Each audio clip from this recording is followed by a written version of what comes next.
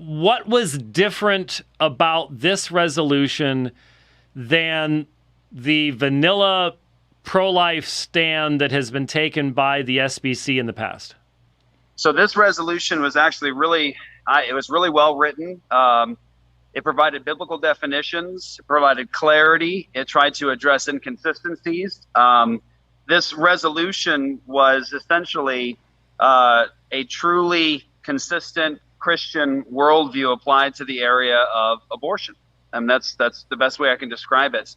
Providing proper definitions, defining the role of the gospel in this, defining sort of the role of the church in this. And so I think it was a really well-written resolution, and it should have passed. I think with anybody who's a believer that believes in the authority of Scripture, who understands that the gospel is the answer to this, they should easily vote yes on this. I think the problem is that we have, as Christians, been so indoctrinated by our culture and, unfortunately, by the pro-life industry, not the pro-life movement. That's the people who are principally pro-life, but the pro-life industry that has sort of worked on the Christian mindset in terms of how do you address the issue of abortion. And I think it's important people understand when we talk about this, the pro-life industry has a doctrinal statement undergirding it. And I use that term doctrinal statement because we know what that means. They have a specific worldview. They have a particular set of beliefs about what's wrong. Is abortion murder? Is the woman guilty? What's the solution? How do you end this? Long-term goals, short-term goals, all that. And so what I think is important to recognize is that one of the major hitches in this for people is we have allowed for 50 years the pro-life industry, who professes to be neutral in this fight, not committed to Christ, not committed to the lordship of Christ, the biblical worldview, the gospel.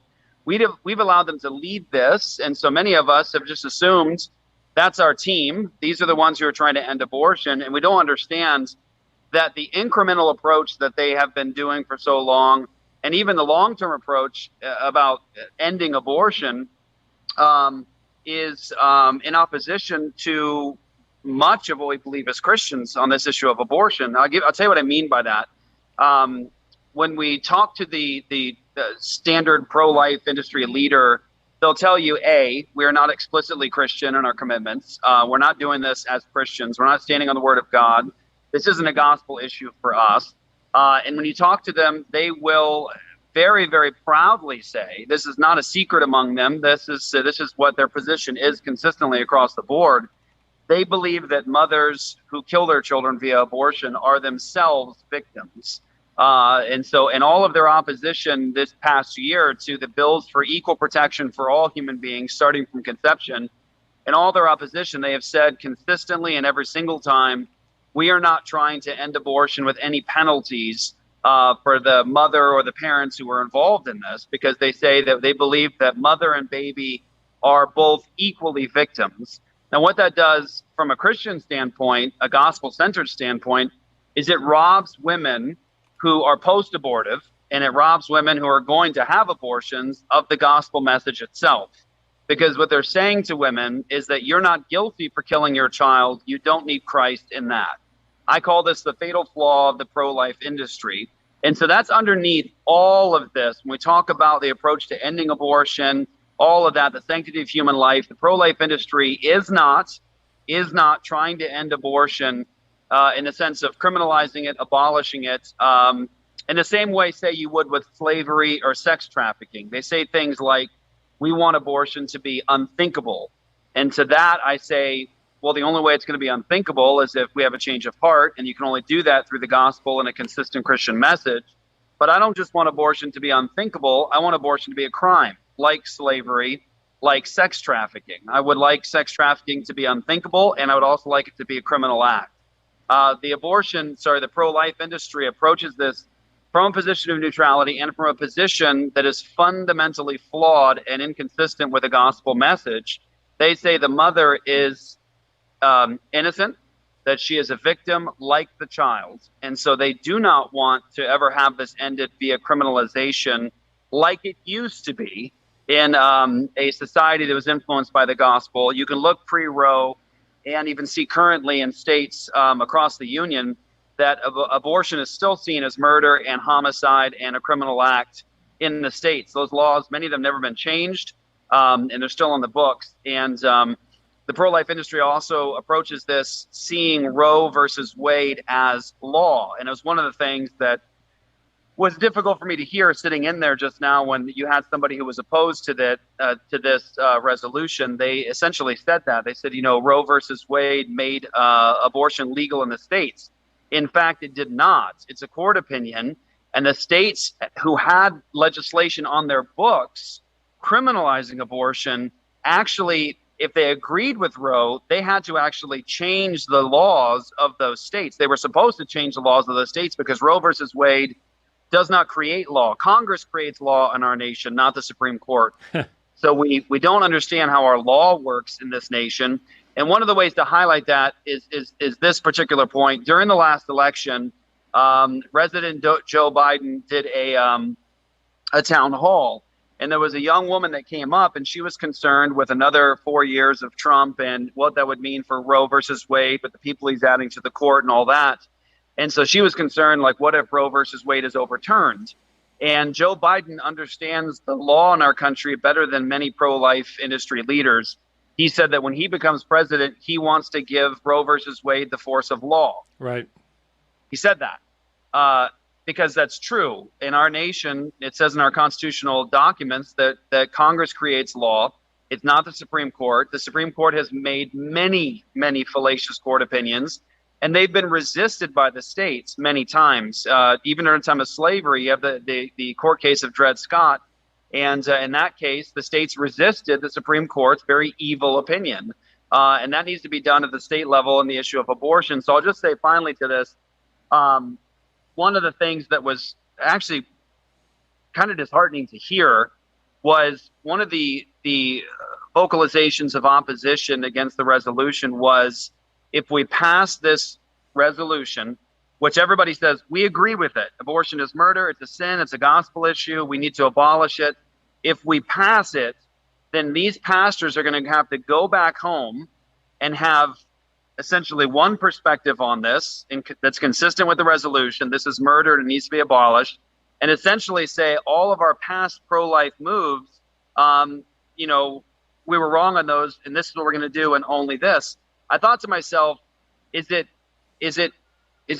a Christian virtue to say that I was wrong, and that I was to not say that I was wrong, to not say that I was inconsistent or we did something inconsistently? Like, if we spot an error in our thinking, if we spot an inconsistency, if we see that an industry that we've been paying to fight this is inconsistent and in many respects fundamentally opposed to the gospel itself and to Christian commitments, if we see that that's a problem, aren't we allowed to say we need a course correction? We have to fix this. We've got to approach this consistently as Christians. And so that was disheartening to hear that one of the objections is we're going to have to go back and say that we did this wrong. Well, is it wrong to point out that if Roe versus Wade is overturned tonight at midnight, that tomorrow abortion will still be legal in many states across our union because of the pro-life legislation that's been put into force? In other words, when you put in pro-life incremental legislation that says you cannot kill a baby in this state past 18 weeks or 22 weeks, it actually puts into the force of law that you can kill a baby in this state under 22 weeks or 18 weeks, and that's pro-life legislation.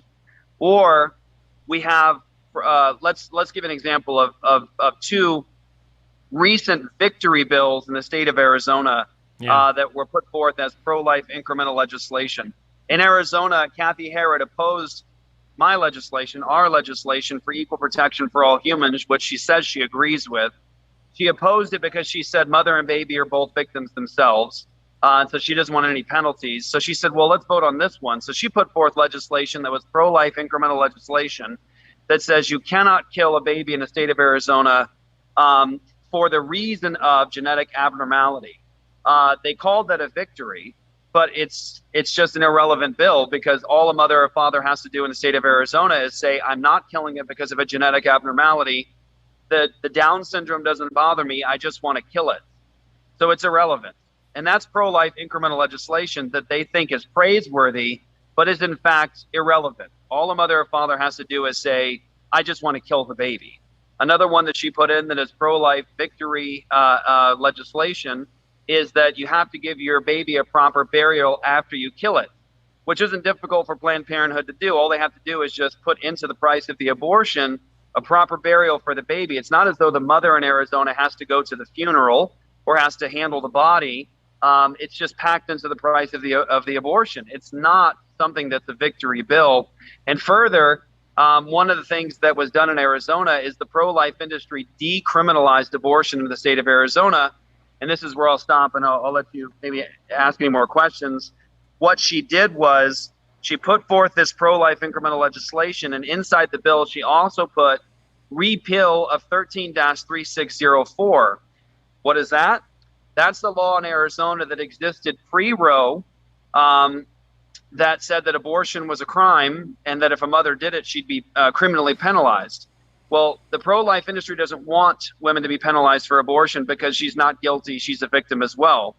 So in her incremental legislation, she not only put things in that were irrelevant, that don't do anything to stop abortion, and that still allow for the murder of healthy children in the state of Arizona, she put in a portion of that bill that actually decriminalized abortion for the woman in the state of Arizona. So the pro-life industry decriminalized abortion in the state of Arizona. This is what they considered a victory bill. Right. And it's victorious for them in the respect that they don't want to see women ever penalized for abortion. Right. So now you've used the term a number of times. Before we go to what happened today and your description of the gutting of this resolution, a number of times you used the term incremental, sort of assuming everybody knows exactly what you're referring to there. But I think that's where people don't understand. They don't understand where the lines are drawn. Just briefly, what's wrong with incrementally dealing with abortion over against seeking to abolish abortion? That's a good question. So notwithstanding the doctrinal issues in this debate that the pro-life industry holds to that are fundamentally opposed to a Christian perspective on this, when we talk about incrementalism, what we're talking about is they'll say, well, like Kathy's bill, they'll say you can't kill a baby because it has a genetic abnormality. So that's what they would call an incremental legislation. They think they're incrementally bringing down the number of abortions in the state through incremental moves. I'll give you another example. An incremental move that they think is very victorious, which they opposed 3 years ago, and now they're fully behind in many respects because it's passed in some places. They'll say things like, we have a heartbeat bill. The abortionist has to show or allow the mother to hear the heartbeat of the baby. And they'll say, well, that's an incremental bill that will maybe bring down the number of abortions. The problem with that is what you have to admit to when you move forward with this incremental legislation. Say, take Kathy's, for example. You can't kill a baby for the purpose or because of genetic abnormality. You have to say you can kill a baby if it's healthy. So you're making compromises and concessions where the tragic end of it is not a small issue. It's the end of human life.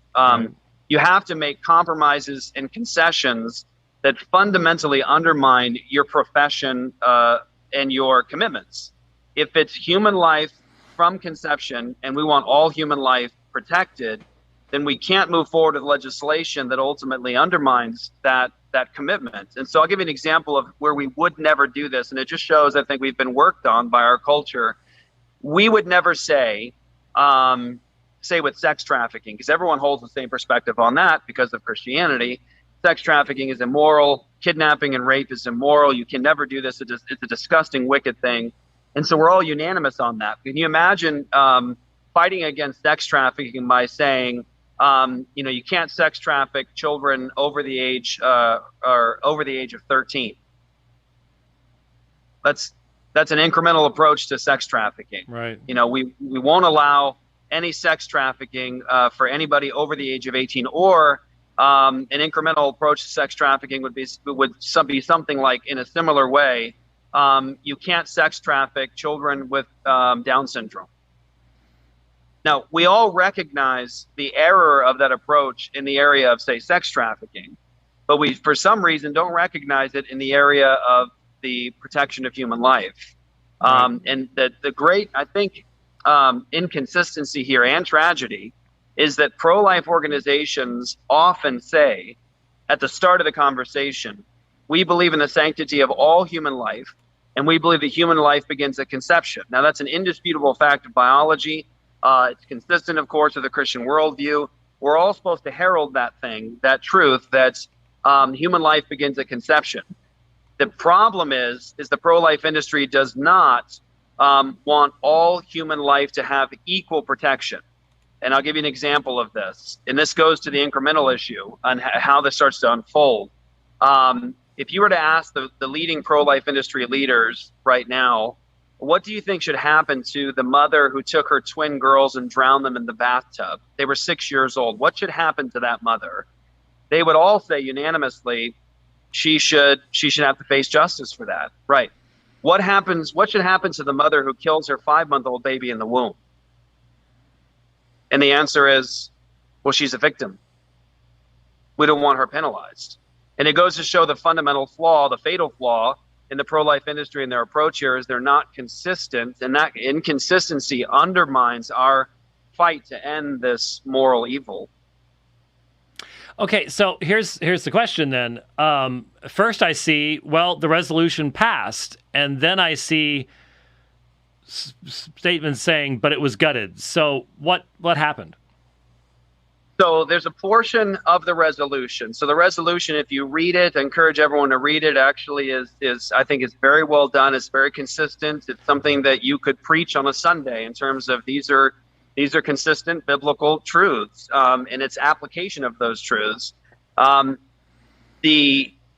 is a portion of the resolution that really tries to address the error in the incremental approach and the kind of devastating impact it has on actually criminalizing or abolishing abortion or bringing equal protection for all humans.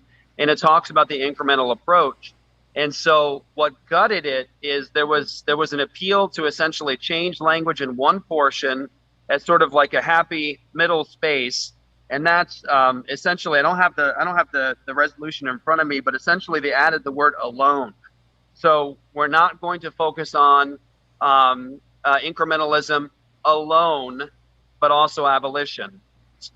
So ultimately, it just essentially guts it because it essentially states that incrementalism and how we've been approaching it is still a valid option, but we'd also like to do abolition, and we'd like to, work towards ending this ultimately. There are a number of issues ignored in that approach, and that is all of the erroneous, unbiblical thinking that's underneath the pro-life industry and how they approach this. But it also ignores the challenges presented to us with an incremental approach, the inconsistencies, the wrong approach to how law works in this country, and ultimately the fact, and this is I think an important element. I've stated it already, but the incremental approach that these pro-life bills are putting into states will keep abortion legal in the states because it provides definitions. You can have an abortion at this stage, but not after this stage. You can have an abortion if you can't find a heartbeat. And I just want to say, back to the heartbeat issue, when you put a bill in a state that's a pro-life incremental bill that says, if you find a heartbeat, you can't kill it. Question is this, and there's a number of professional people who do ultrasounds that I know very personally that'll tell you it's very easy not to find the heartbeat. And you're trusting abortion facilities who are paid to kill children. This is their business. You're trusting them to find a heartbeat. Yeah. And to allow the mother to hear the heartbeat. This is their business. This is their industry. They kill babies for a living. And so when you tell Planned Parenthood, find a heartbeat and you can't kill the baby, they don't find heartbeats. Right. And also, I want to just say this final thing. It's another issue that comes up in this. Planned Parenthood loves these incremental legislative moves, like say a heartbeat bill. Why is that? because it puts the smaller mom and pop abortion facilities out of business because they can't keep up with all the regulations, like wider hallways, use this kind of tool, but not that kind of tool. You got to have an ultrasound machine. It puts the small mom and pop abortionists out of business, and it actually strengthens and increases the size of Planned Parenthood because they have the funds to widen their hallways and to use these instruments, but not these instruments. And so oftentimes, these incremental steps actually make Planned Parenthood's business larger. Wow. Hey, all right. So let me mention Tom Buck just sent me a tweet. Let me read it to you and get your reaction to this. It was sent to Tom Askell and Tom Buck. If Tom Askell, if you and Tom Buck do not practice church discipline against all the women and the fathers who had an ectopic pregnancy terminated to save the life of the mother, then you really don't believe the resolution you just supported. You lied. This is from Eric Shoemaker. What would you like to say to Eric Shoemaker? Yeah, it goes to show that unfortunately a lot of people haven't engaged this issue with the depth of thought and desire to understand that you maybe would do in resolutions concerning CRT. And what I mean by that is that what we're stating here with the resolution to abolish abortion is, here's the definition: human life at conception. Here's the definition: this is sin. Here's the definition: God calls this murder. Here's the definition: it's a gospel issue. All those different issues.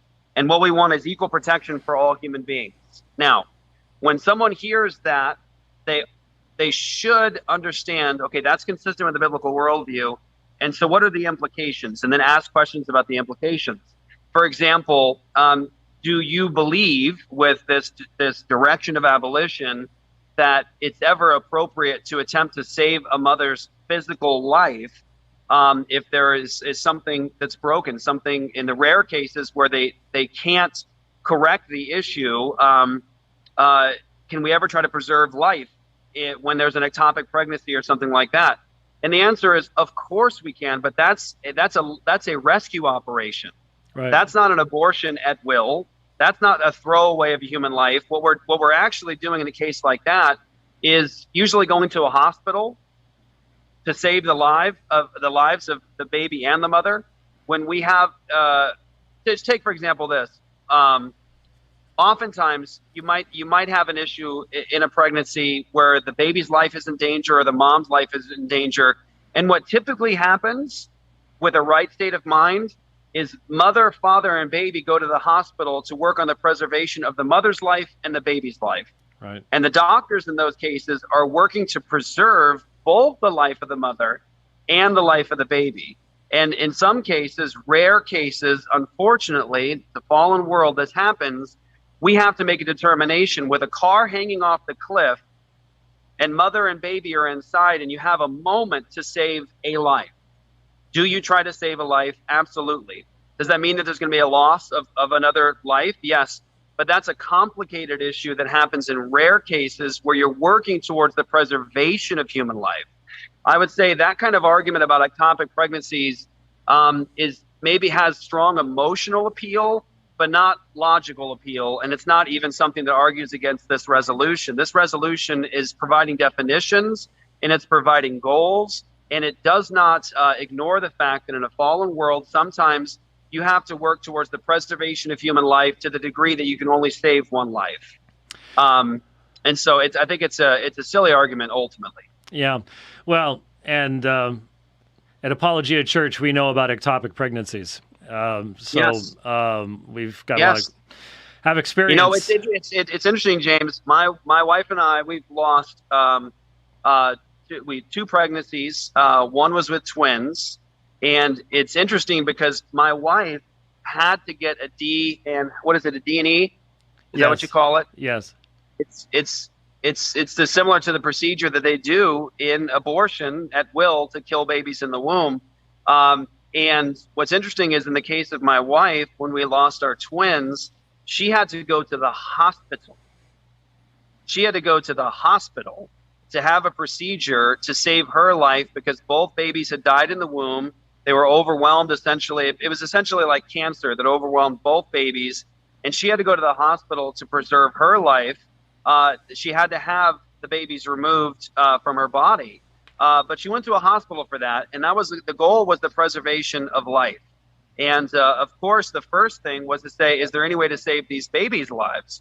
And so it's interesting, you know, in a case like this, when someone has to argue against a position like this, by bringing it down to the most rare cases in a situation we can do nothing about, and using that to argue against this entire resolution, which provides biblical definitions, gospel-centered goals, I think it shows the weakness of their position, and they haven't really thought through this issue or engaged with people on this side. Right. So it's unfortunately, but it means we have a lot of work to do.